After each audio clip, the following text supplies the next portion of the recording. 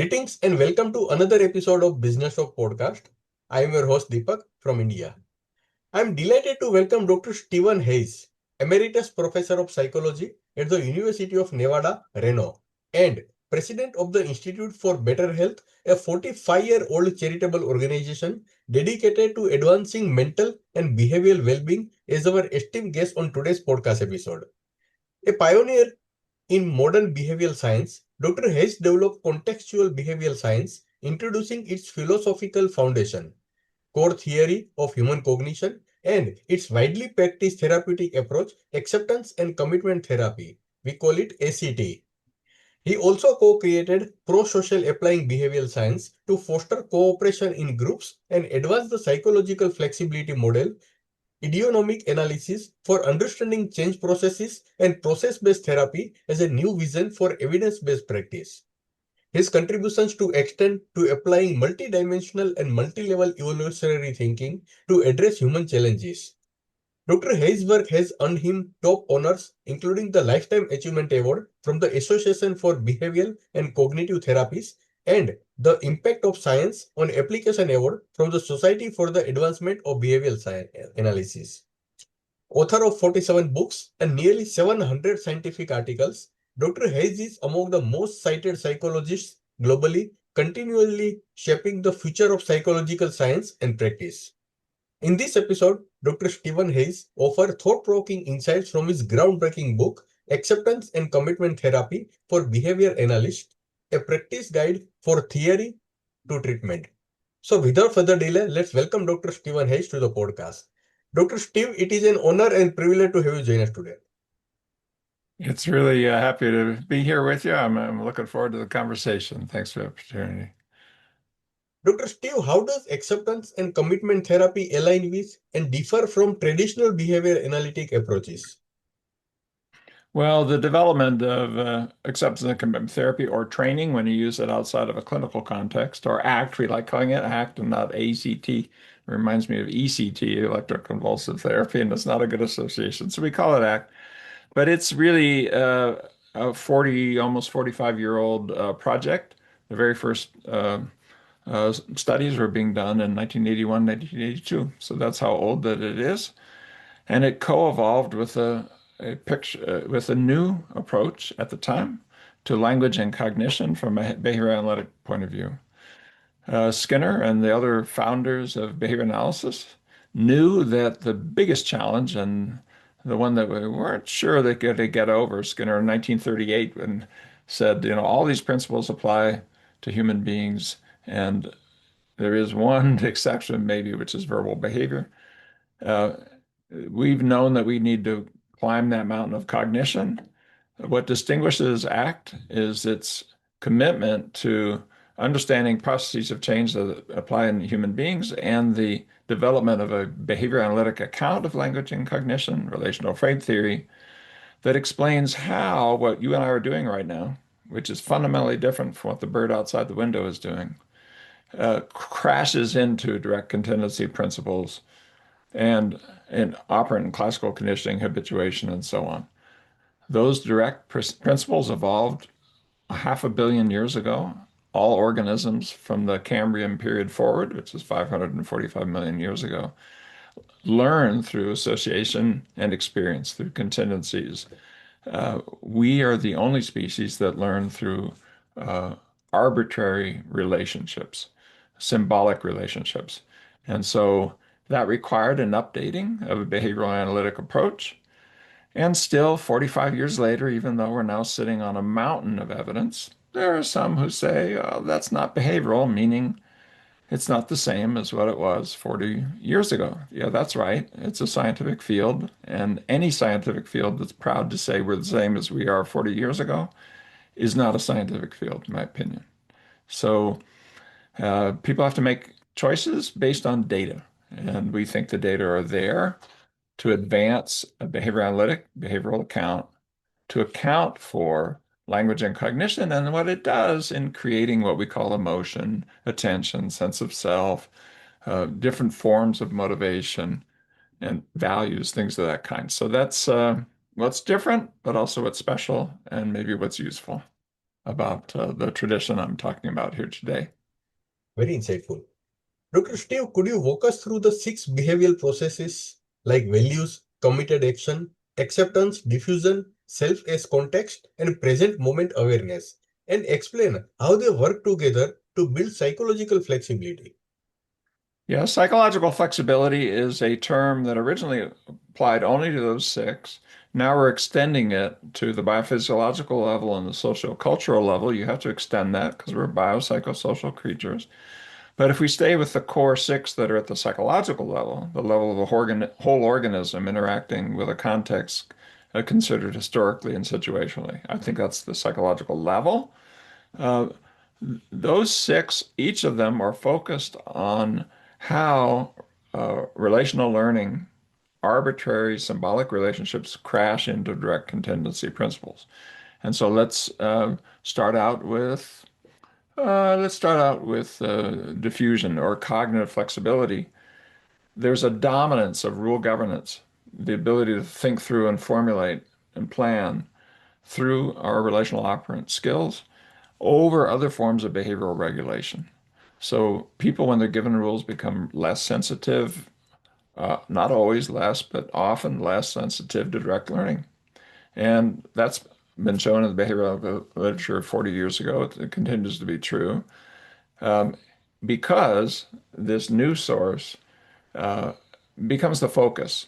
I mean, most people, when they're faced with a problem, are uncomfortable going on the basis of intuition, learned skill, etc.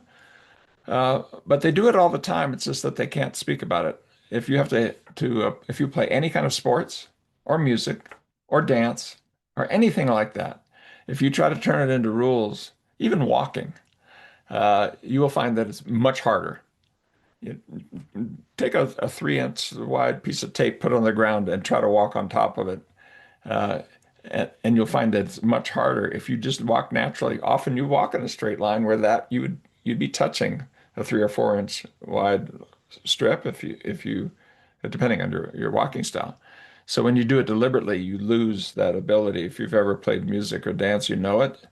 Um, and that's true of sports too. If you're thinking really hard about you're playing cricket, let's say, how to hit that ball, and what are the parabolic functions of a ball if you hit it well, I guarantee you're not going to hit it very well. So how do we rein in the excesses of the human mind, I will say, which is that collection of rule generating and following capabilities, when what we want to do is become more sensitive to our direct experience. That's not always true. Sometimes you doing your taxes, you want that rule governance. Fixing a car, you want that. Uh, Learning how to have peace of mind and purpose, you better be careful. Don't turn it over just to that. There's more to you. And so we have a set of skills that help people take rules when they dominate and allow you to still have the rules, they're in your history, but not have them dominate other sources of behavioral regulation can occur. Once I establish that, I can spin around the other five pretty quickly. Emotions, which are a collection of behavioral predispositions, physiological reactions, and verbal formulations that all bring it together. It's not simply brain activity. It's not simply anything. It's a collection of different things. Human emotions are. We very easily evaluate them into good and bad. And while we're born with an innate kind of interest in feeling and touching and smelling and licking and experiencing, and our parents have to make sure we don't do anything that's safe, don't touch that, don't lick that, don't eat that, don't. Yeah, when you get to the point where rules are beginning to dominate, you only want the positive ones. Yeah, but things happen. If your mother dies, it's time to be sad. But part of you is saying, no, no, I don't want sadness. Okay, well, I also don't want anger. I also don't want fear. I don't want anxiety. I don't want to. There's no way to do that and allow emotions to serve their function, which is a way of being sensitive to your history showing up in the present. Your attention, this second order response that augments or diminishes stimulus control, if we talk about it in a behavioral way, based on their verbal capabilities, focus here, focus there, broaden, narrow, shift, stay. If we allow the rules to generate all of that or to control that, we tend to ruminate and worry. We spend a lot of time looking at the past, thinking that will make us more effective, or we look at the future, figuring that will help us be prepared when it comes. Empirically, neither of those are true. You're not better off for ruminating, and you're not better off for worrying, but you now are away from where life happens, which is right here, right now. And without language, you don't need training in that. Your dog doesn't need training in being present, doesn't know how to not be present. You do.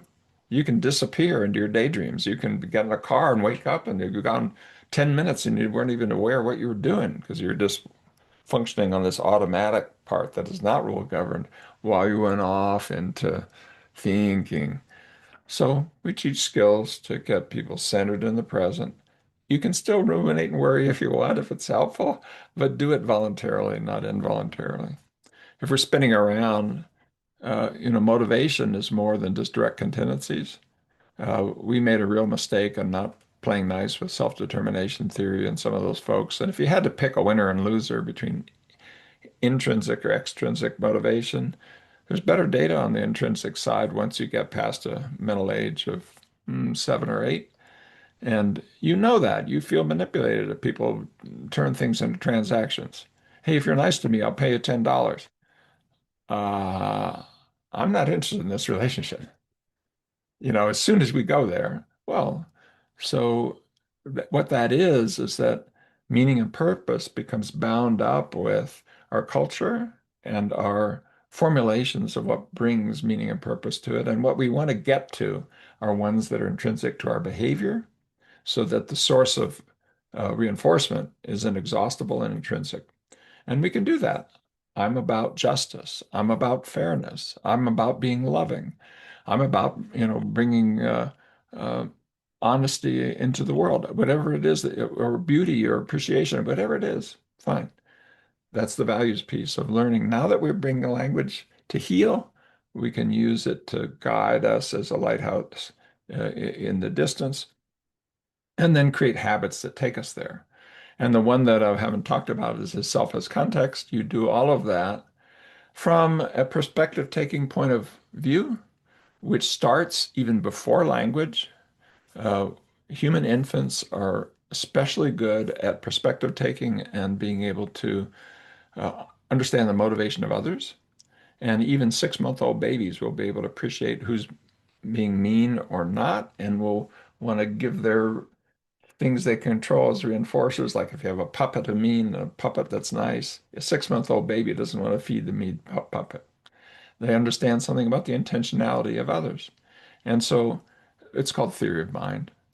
Uh, we build on that a sense of self that's more spiritual, witnessing, noticing, and meditation, prayer, lots of things that are in human culture are oriented towards finding that deepest sense of self that affords more flexibility because we're not just the story we tell about ourselves, we're the part that connects us in consciousness with others.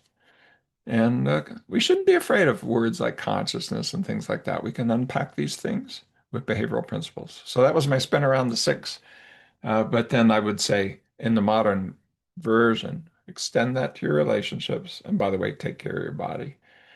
And what we have found, if you look at all of the studies ever done in the history of the world where they do a trial and focus on some sort of mental health problem, we did this study and published it 3 years ago.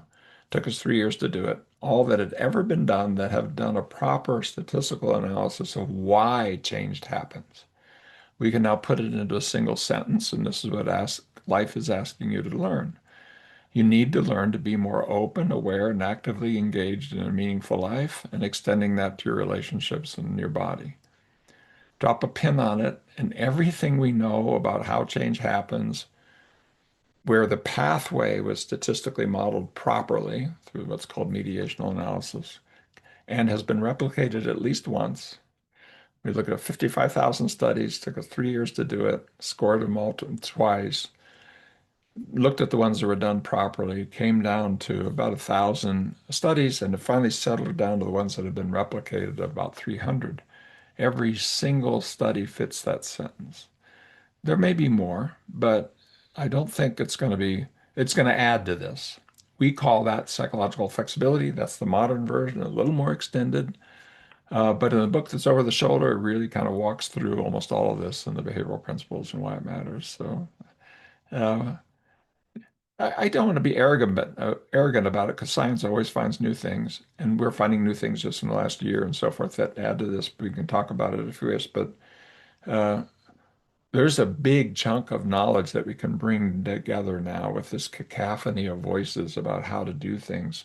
Oh, you need mindfulness. Oh, you need, work on your relationships, or you need to exercise, or oh, you can bring it together and make it a little simpler. Learn how to be open, aware, and actively engaged in a meaningful life. And open, we mean open emotionally and cognitively. Aware, we mean in the present moment from this more witnessing, noticing part of self, not just the story you tell. Actively engaged, we mean a values-based life and building habits around it. Extend that to your relationships and to taking care of your body. And you're doing what at least the lion's share is about everything we know in the history of behavioral science about how to live a life that matters and that uplifts you. So that's kind of cool to be there at a point where you can do something that simple. Sometimes science simplifies, E equals mc squared is pretty simple. You can say it. Every school child knows it. And it turns out it applies to an incredibly large range of things. And what I just said applies to an incredibly large range of things. And, ACT is sitting on, for example, more than 1,400 randomized trials. 1,400. By the way, almost half from lower and middle income countries. We're the only approach that can say that, and I'm proud that we can. And only 21% are on the DSM disorders. The other ones are on behavioral health, diet, sleep, exercise, stepping up the challenge of physical disease. And then there's a whole thing of performance, social justice, dealing with stigma, prejudice, being able to be a good leader, run your business well. Everywhere that the human being has issues, we can go, and there's probably some studies on it. That's how big it is. There's a new randomized trial every 3 days in ACT. The book ties ACT to relational frame theory and stimulus equivalence principles. Why is understanding these foundations critical to behavior analysis using ACT? Well, no, you got to call it ACT. If you call it ACT, I wince. But yeah, why it's critical to ACT, whether it's acceptance and commitment training or therapy, we call it ACT. But I've said while it's critical because we can't look in behavior analysis, we have settled in sometimes on Skinnerian operants as accounting for all of cognition. Or when we get out and dealing with more complex phenomena, we rely on lay language. There's some jokes there. If you ever want to turn a behavior analyst into a mentalist, talk about why people don't use behavior analysis. Oh, they don't understand us. They don't. What? That's your technical account? You know, we need to get into a modern frame. And Skinnerian operants are fine from a mental age of 0 to around a mental age of 2 to 3. Well, you're not 3 years old. I'm not 3 years old. But you take the measures of tacting and manding and so forth, and they they asymptote at a mental age of about 3. We can't be satisfied with that. I mean, we're the tradition that, I used to say it this way, from rats to Walden 2. I mean, the reason I'm a behavior analyst was the utopian novel Walden 2, because I abandoned Maslow and his peak experiences and so forth because he didn't have a scientific way of getting there. He just interviewed people, and it was more like history than it was like, to me, what experimental science brings is the ability to predict and control, to act or influence, to know that what you're doing matters. And so it's important because uh, the science has moved on and it doesn't eliminate what we know about Skinnerian operants, but relational operants build on that. And they're an empirical fact, in my opinion. There's several hundred studies. It's very frustrating to me that this very liberal field that the heroes of behavior analysis formed turned into so hidebound that it's almost not empirical anymore. I mean, you can talk to people who say, "Oh, I'm an expert in verbal behavior," and I say, "Do you know anything about relational frame theory?" No. Do you know there's more studies in RFT write-ins and in behavioral journals than there are on Skinnerian operants? I don't care. I don't. What? You said you don't care. You don't care about the data? So the reason why is because it changes how these direct learning principles, direct contingency principles operate. Let me give you an example. There was a study done by the late Mike Dewar, who was president of ABAI, a clinical psychologist, a little skeptical about RFT, did a little study where he was working both on stimulus control and on classical conditioning. I'll just give you the example from classical conditioning, where he has three stimuli. They're arbitrary, just little squiggles, but I'll say it as if they're letters so they're easy to remember. We'll call them A, B, and C. And in half of the group, he taught a network that A is less than B is less than C. A is less than B is less than C. Okay? With another group, no pre-training like that. There's just three squiggles, A, B, C, but the people wouldn't know that, but that's just for you to understand it. Okay, so now he takes B and shocks people repeatedly. Whenever it shows up, get a shock. And then he gives just a little pop one time, half strength shock when A shows up. Now the issue is what happens when C shows up. A is less than B is less than C. It means C is bigger than B, right? And in another group, there's no training like that. It's just A, B, and C are just three different things, but no special relationships among them. In the group that had the relational training using kind of like you would do with a stimulus equivalence or matching to sample kind of study with a Q for bigger than and then matching to sample. When C showed up, uh, people's galvanic skin response, a measure of getting ready for being shocked, was way above what it was with B, even though they'd never had a shock there. And in fact, the data were a little bit messed with because a couple of the subjects screamed and ripped the wires off their arms as soon as they saw C. There's no word for that in behavioral principles. It's not stimulus generalization. It's not response generalization. No, it's transformation of functions through a relational operant. And so you know something may be bigger. The example I always use is when I was struggling with my own panic disorder, which is a lot of where ACT came from. If I gave a talk and was terrified to 100 people, that was okay. But if I'm giving a talk to three people, and I remember one where I had three nurses sitting at a table with me and I'm having a panic attack, that was horrible. Why? Because it showed I'm insane, I've lost control, I'm losing my mind, I'm never going to be able to function. In other words, bigger than once it's arbitrarily applicable. You can say a dime is bigger than a nickel in American coinage. Well, it's obviously smaller. Young kids don't understand that. They want the nickel always. Well, when you get around 5 or 6, you want the dime because it's bigger by attribution. In the same way, uh, you can have three people sitting at a table being far bigger and more terrifying than a room of 500 people in it. And if you're struggling with social anxiety, as I was, and panic disorder.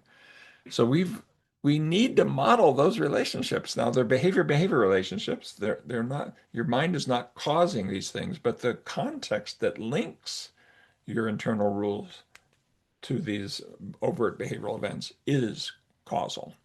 And so what we have done in my wing is we never say this emotion caused it, this thought caused it, this attentional process caused it. No, we say this context caused a link between one kind of behavior, attending, feeling, thinking, and another kind of behavior, doing, creating habits, and so on.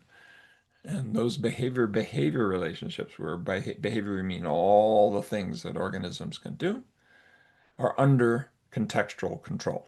That's why you call our approach a functional contextual approach, which I believe is what Skinner brought into the world. There's many people who view him as a mechanist. I don't. I view them as an extension of pragmatism, more in the James tradition, Mach, others, pragmatists.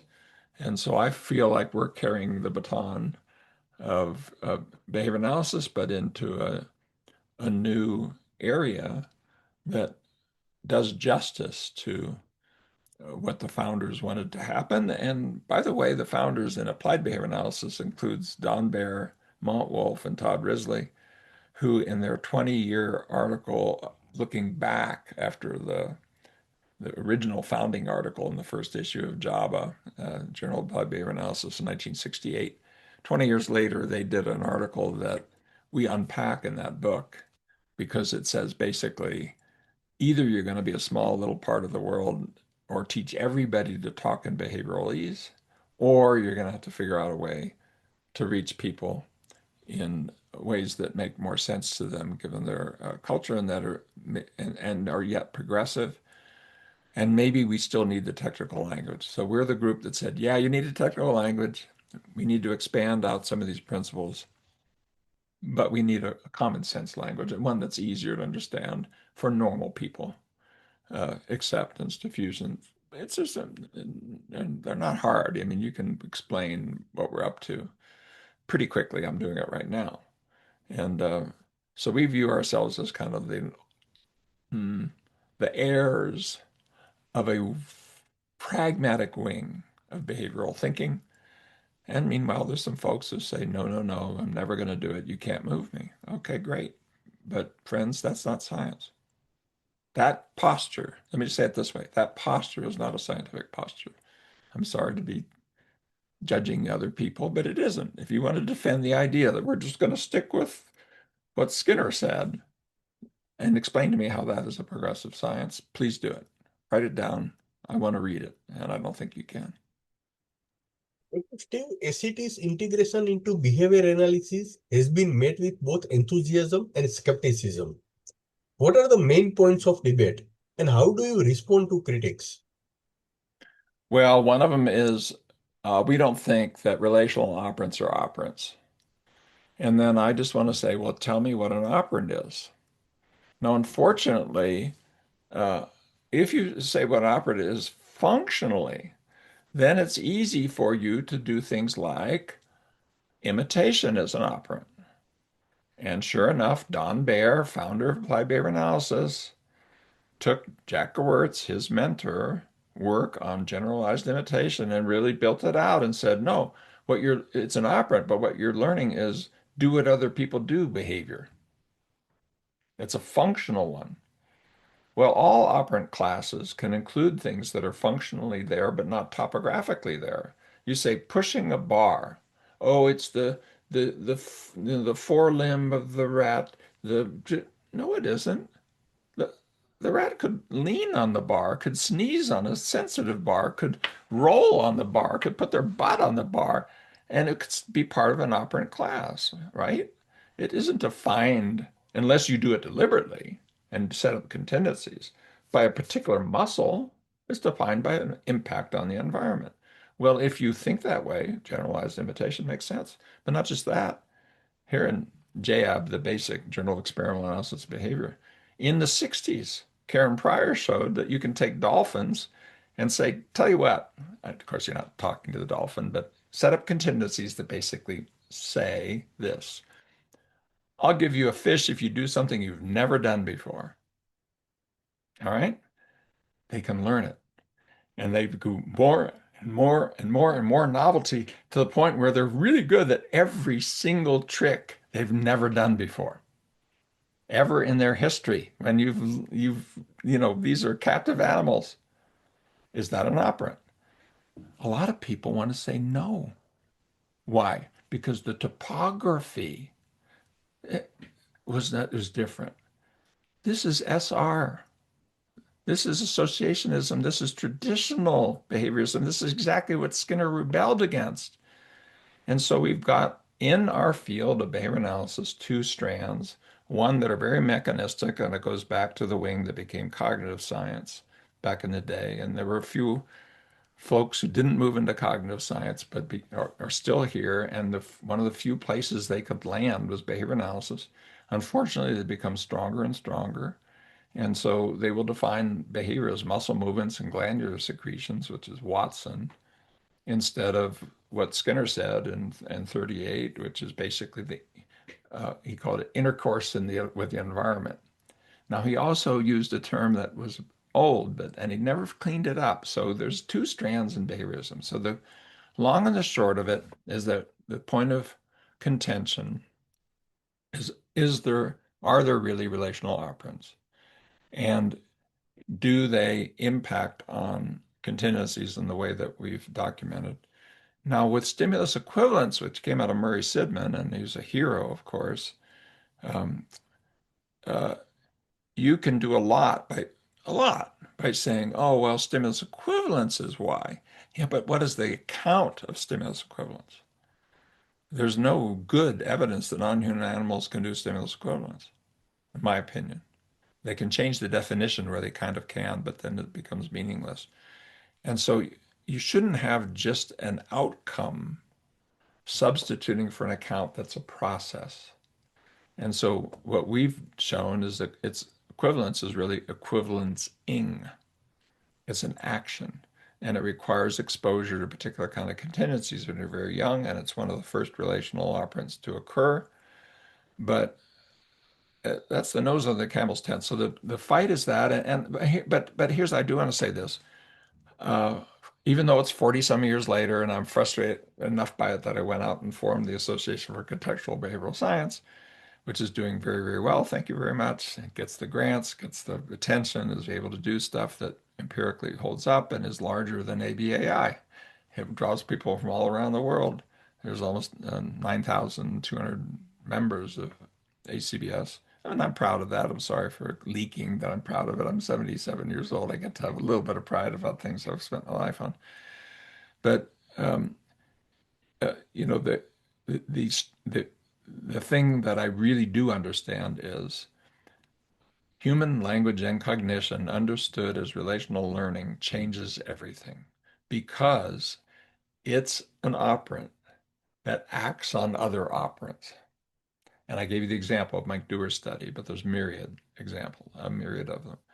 And so what does that mean? It means that when we get to human beings, we can't simply rely on the animal learning model, the animal learning labs. We're going to have to do human work now. And a whole lot of things are going to change in ways that are initially confusing and difficult.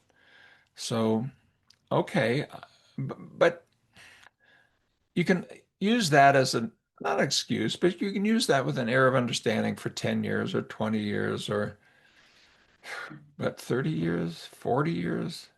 Friends, the fields move on. I mean, fields that can't move, we're in an era where you better be able to move fast because science is moving fast and AI is just the tip of it. So that's the source of the fight, and the realistically the source of the worry is people sense, oh my goodness, if I go there, take functional analysis, I no longer have my big four, in traditional approaches, of sensory reinforcement or direct reinforcement, so or attention or task avoidance. Yeah, but if you model that with children, once you have just equivalence, you go from 85% of the children you can use the big four, Brian Owada's work, to characterize problems that they have, to less than half of that with just equivalence. Never mind what you and I are doing here. You know, Deepak, we're way off the farm here with what we're doing. And so if we want to understand functionally what's going on for the two of us, we really need to understand the stream that you and I have been engaging in of speaking with meaning and listening with understanding. And time's up. I mean, but I'm not waiting. That's why I had to go out and form a new association because had I waited, I'd be sitting here sad 77-year-old man instead of a man who's excited every day as to the new findings that are coming out of this wing of the work. in almost everywhere of human function, area of human functioning you can name, including, I know you're so much oriented towards business and things of that kind, including there. We've shown the relevance for staff training and for leadership and for, stress in the workplace and creativity and on it goes. And I'm proud of that. The book discusses applying ACT principles not only with individual clients, but also in organizations and family systems. How does Yes. ACT scale effectively across this different context? Well, there are some emergent principles that happen at the social cultural level. And we know that the social cultural context is critical for these psychological flexibility principles to apply. We have psychologically flexible groups, organizations, neighborhoods, nations, cultures, etc., or less so. And it makes a big difference. And take something like values. You know, a lot of our values, let me say it this way, almost all of our values have a social uh, connection and function. If you think of something that you deeply, deeply care about, let's take one that seems like initially it's not social. You're an artist, you want to create things of beauty, period. You want to appreciate and create things of beauty. Yeah, you also want to share it. If something is, if you see a sunset tonight, or if you're creating a painting, or you want somebody to look at it. It's very, very rare that artists take all of their works and hide them in the attic. No, they want people to be moved by it and to see it in the same way that you and I, if we're looking at a sunset there in India and it's spectacular, the first words out of our mouth might be something like, wow. We would just observe and appreciate. We wouldn't want to analyze, categorize it. We would want to observe and appreciate. Well, my point being, you can't hardly name anything that's deeply humanly important that doesn't have a social quality to it. Well, guess what? Your socialization is going to be part of that. I mean, your culture, your family, your traditions, and so it's something like if your family traditions really appreciate the importance of justice or taking the perspective of others or kindness or being loving, being, that's going to show up in your own heart with regard to what you hold dear. Very, very likely. So we're social creatures. Language, I believe, human language, relational operants, started as an act of cooperation. I don't think it came from brain sizes. I think it went the other way around. It came from the expansion of the social group as we became more and more cooperative and dependent on the group. Cooperation came first, multi-level selection. Groups that were more cooperative did better when they're able to use this extension. I mean, even without, if you didn't understand anything about language, if you were able to uh, yell across a ravine and ask, like say, let's say you had a word for apple, and you could just say apple, and one of your tribe mates might across a ravine see the apple tree and bring it back to you. Well, 6-month-old babies understand something about intentionality even before language. Human babies, they're really good at it, and they're more cooperative by orders of magnitude by any other living creature. Human beings are at least close to 100 times more than chimpanzees, and we share so much of the DNA. You might even be able to mate with chimpanzees. Don't try this at home, please. But you might, because it's 98% of our genome or something like that. It's a huge number. They're such a recent ancestor. Yeah, but we're orders of magnitude more cooperative because of the cultural evolution and now biological evolution. So, uh, I think we need to be thinking of all of these psychological processes as embedded in our culture, as coming from our culture. And Skinner's analysis of language, typically human, when we say what's special about humans, cognition, culture, and cooperation, three big C's, especially good. Cognition is the only one that might be unique, what we're talking about here with relational operants. So often people go there, but without a model is how you get there. Skinner was wise enough to avoid that. He said, no, it's culture, the verbal community. but didn't have a good analysis about why the verbal community would have evolved first, so that you could develop this shaping of a particular kind of behavior they call verbal behavior. I believe it's cooperation, because evolutionary theory is really good that multi-level selection can operate not just on individuals but also on groups. Skinner was down with that. He got ridiculed for it. It turns out he was right. The blind watchmaker, selfish gene crew tried to throw out all of that, but I believe they've lost the argument intellectually and data wise. Well, so to answer your question, um, when we get to that social level, we need to bring up these psychological principles, but we also need to watch for principles that emerge only at that level. I mean, the things that are involved in cooperation and friendship, for example, if you're the last person on the planet and I'm only studying you, I would never be able to get to.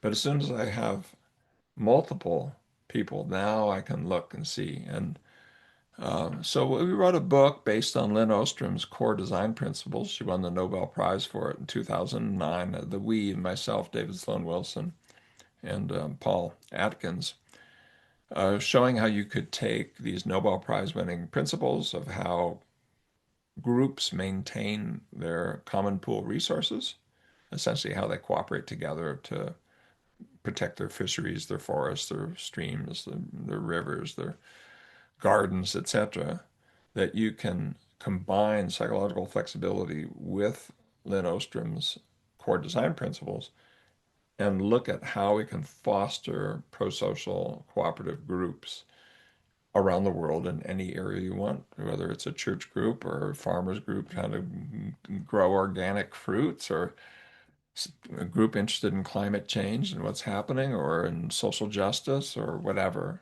And we've been able to show that you can understand the success of groups, businesses, and so forth, in part by their creation of a psychologically flexible workplace that implements the core design principles. And Prosocial, the book, and the if you go to prosocial.world, you can get training in it and so forth. This is a spin-off, really, of sort of ACBS. The early work was there in ACBS, the Contextual Behavioral Science wing. You can take advantage of this Nobel Prize winning set of principles in your business or family or neighborhood organization or whatever, and what we know from acceptance and commitment therapy or training with regard to psychological flexibility. So I strongly encourage it. And, we need to get there.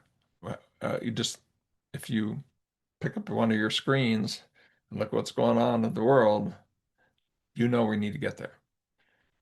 Change is happening so fast, and people are afraid, and they're doing the predictable things. They're attacking immigrants. They're trying to, and plus we have some real challenges with climate change and so forth that if we don't rein in, our survival as a species is at risk. So time's up. We need to consider the group and the culture as part of our task. And behavior analysis has always done that, in part because the founders always talked about the importance of that. Dr. Steve, what unique ethical considerations should behavior analysts keep in mind when incorporating ACT into their practice? Uh, Say it again. What will they, if they bring it into their practice, what was Yeah. the, Ethical considerations should ethical? behavior analysts keep in mind? Oh, I see. Well, distinguish scope of practice, scope of competence. You need to get competent. And, you're looking at a book there that will help. If, with Mark Dixon, myself, and Mark's wife, Ruth Ann Rayfelt, who's been a president of ABAR, we also created a really, really nice online course. I'm not just pitching and trying to sell things. There's other ones that are out there, but you're going to need training for scope of competence. Scope of practice varies country by country. In India, you can be a behavior analyst and move directly into coaching and clinical work without much of a challenge. Uh, but in part, that's because the laws are a little loose around those kinds of things. Um, I think the scope of practice is evolving. And let me give you an example. Um, Nobody would say that doing parent training, where you want parents to be able to work with their children around um, behavioral problems, emotional disorders, or being on the spectrum, is outside the scope of behavior analysis. Nobody would say that. They'd say, yeah, it's in the scope. Okay. Well, parent training is not just here's the behavioral program.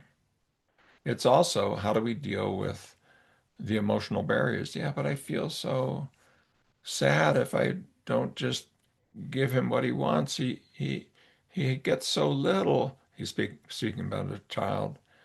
Yeah, it's hard to do extinction work, for example. Uh, and there's going to be some outbursts and crying, so you're going to need to be able to sit with some difficult emotions, but you're doing it because of the values commitment you have of the well-being of your child over time. How is that not part of our practice?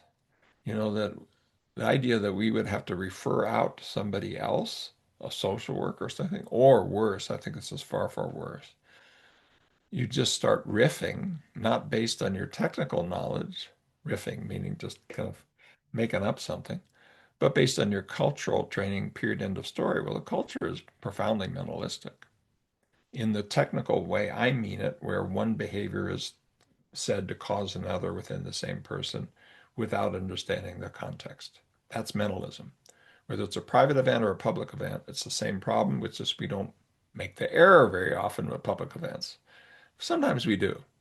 Why did that person play football so well? Well, because they threw a fastball really well. Well, why do they throw a fastball well? And why is that really critical to football skills? Okay, you answer those two, then you got the context, the behavior relationships. But with private events, we make the error every time.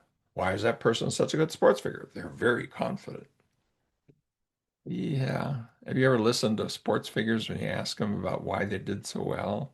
Oh, we really believed in ourselves. You think the other team didn't believe in themselves? Really? You think that's why you won? Maybe, but come on, it's always the same story. And then when they start losing, they don't know what to say. Anyway, back to the key point here of yeah, let's really figure out how to scale this in a way that fits with our scope of practice and allow our scope of practice to expand over time to fit what we need to do. One thing we need to do right now is parent training. We need to work with couples. That's right inside the wheelhouse of every behavior analyst that I know of who has a business. Now, it just so happens that there's some spectacular studies in very high level journals showing that ACT put into and psychological flexibility processes put into parent training, let's say, for example, uh, produces much more gains and much more willingness to maintain behavioral programming. And so it's a win-win. And why wouldn't you put that into your business or your practice? You're being hired to be effective. You're not being hired to genuflect in front of your supervisor or the person who trained you in the university who told you that, oh, ACT and RFT is a bunch of nonsense. Excuse me. So it's frustrating in a way, but it's exciting because so many behavior analysts around the world are behavioral scientists, behavioral practitioners, evidence-based therapists of all kinds are turning in this direction and finding real utility. And there's been a real breakthrough over the last 4 or 5 years. We're now seeing studies in, well, for example, in the last half a year, two randomized trials in the Lancet. The Lancet's the highest impact biobehavioral journal in the world. It's above Journal of Applied of American Medical Association. It's above the New England Journal. It has an impact factor of 187.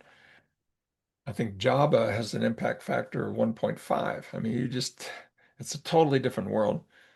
And so we're penetrating into the mainstream scientific culture. And it would be a tragedy for the field that produced this work to not benefit from it. But some stubborn people just want that to be the MO. They want that to just go down with the ship.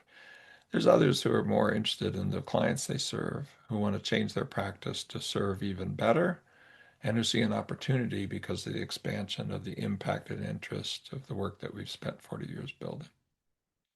Dr. Steven, I would like to conclude this episode with one last question. Where do you see the integration of ACT and behavioral analysis headed in the next decade? And what research gaps still need to be addressed? Oh, the research is moving so fast. Here's the single biggest, what I would hope would happen. Inside the meta-analytic posture of behavior analysis is an interest in the particular person or couple or family, single case designs, things of that kind. I wrote a book on it. I was trained by one of the best, David Barlow, former editor of JABA, a behavior analyst who now would call himself a CBT person, but really focused on the particularity of, well, we've discovered, and I think that's the right way to say it, over the last 4 or 5 years, that our classic statistical methods violate the assumptions that you need to be able to apply what you do to particular people. And it's because of a phenomenon called ergodicity. And I won't go there because it's very geeky, but it's been around for more than 100 years. It's only the last 20 years that behavioral science has even been aware of it. And the last 5 or 6 years, I said 4 or 5, it's more than 5 and 6, that we've really been pursuing it.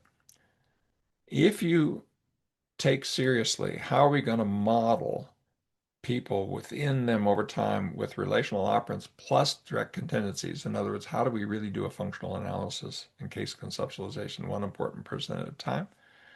You need new methods. And the 501c3, the charitable organization you mentioned, Institute for Better Health, that I'm president of. I don't take any money from these people. I write big checks, and I would encourage you to as well. Go to www.ibh.com, become a Patreon supporter, or otherwise help us out. We're we've developed a thing called MindGrapher that allows us to model what goes on with people over time and use really new statistical tools that we've developed in our R&D lab to say, here's the process that's most important for this person. It's so new and so early that the trials of that in terms of outcomes, do you get better outcomes when you do that?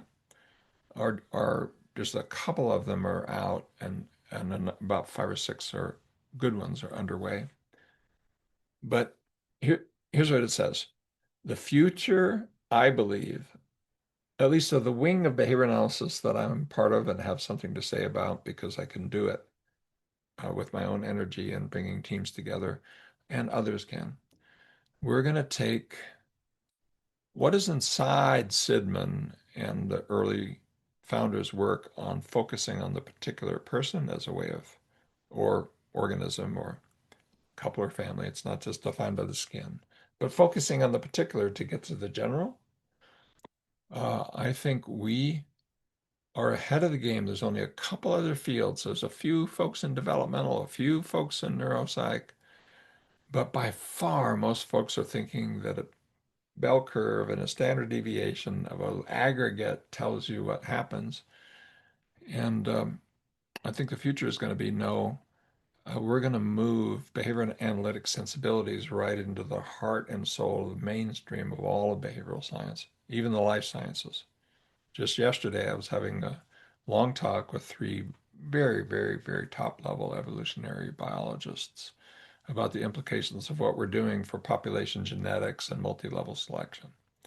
And classic population genetics violate the assumptions that allow you to say how particular organisms or uh, cultural phenomena evolve. So we're on to something. I'll say it this way.